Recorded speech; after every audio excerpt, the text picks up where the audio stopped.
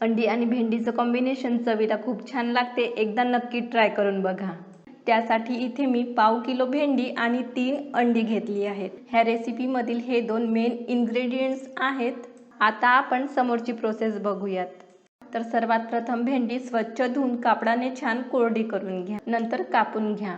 भेंडी कापून घेताना खूप जाड किंवा खूप पातळ सुद्धा कापून घ्यायची नाही। तर हे बघा, अशा प्रकारे थोड्या मीडियम आकारामध्ये कापून घ्या। नंतर एका कढईमध्ये मी थोडं तेल घातलं आहे।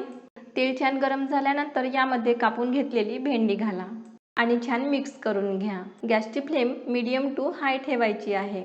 ही भेंडी आपल्याला छान क्रिस्पी होईपर्यंत परतून घ्यायची आहे। यासाठी आपण जर गॅसची फ्लेम स्लो ठेवली तर भेंडी क्रिस्पी न होता मऊ लुसलुशीत होऊन चिकट सुद्धा होईल।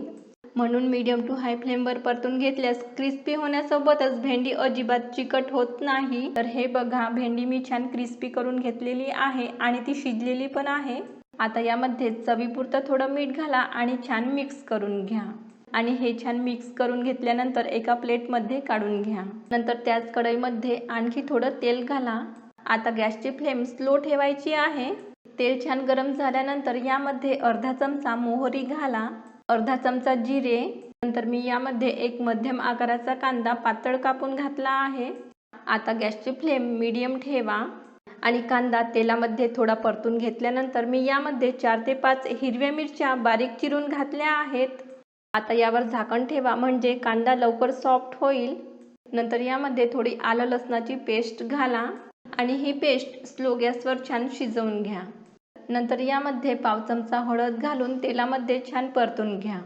आता यामध्ये मी एक मध्यम आकाराचा टोमॅटो घातला आहे। चवीपुरतं मीठ घाला। भेंडीमध्ये सुद्धा मीठ घातलं होतं, त्यामुळे आता मीठ घालताना थोडं कमी घाला। टोमॅटो पटकन शिजावेत यासाठी मी यावर झाकण ठेवत आहे। तुम्ही झाकण न ठेवता सुद्धा शिजवून घेऊ शकता। टोमॅटो छान सॉफ्ट होत आहे तोपर्यंत इकडे मी अंडी फोडून घेत आहे। टोमॅटो छान शिजल्यानंतर यामध्ये अंडी घाला आणि स्लो गॅसवरच झाकण न ठेवता परतून घ्या। अंड्यांमधील कच्चेपणा निघेपर्यंत छान शिजवून घ्या। नंतर यामध्ये आधी परतून घेतलेली भेंडी घाला आणि छान मिक्स करून घ्या। आता हे छान मिक्स होण्यासाठी एक वाफ काढून घेऊ, त्यासाठी 2 मिनिटे झाकण ठेवा। हे बघा, भेंडी आणि अंडा भुर्जी छान मिक्स झालेले आहेत। यामध्ये अंडी आणि भेंडीचं प्रमाण घेताना पाव किलो भेंडीसाठी 3 अंडी हे अगदी परफेक्ट प्रमाण आहे। आता यामध्ये पाव चमचा गरम मसाला आणि थोडं कोथिंबीर घाला आणि छान मिक्स केल्यानंतर गॅस बंद करा। चमचमीत अशी भेंडी आणि अंड्यांचं कॉम्बिनेशन असलेली भुर्जी सर्व करण्यासाठी तयार आहे। ही भुर्जी बनवून बघितल्यानंतर तुम्हाला कशी वाटली ते मला कमेंट बॉक्समध्ये अवश्य सांगा। व्हिडिओ बघितल्याबद्दल तुमचे खूप खूप धन्यवाद। चला तर मग लवकरच भेटूयात अशाच काहीशा नवीन रेसिपीसह।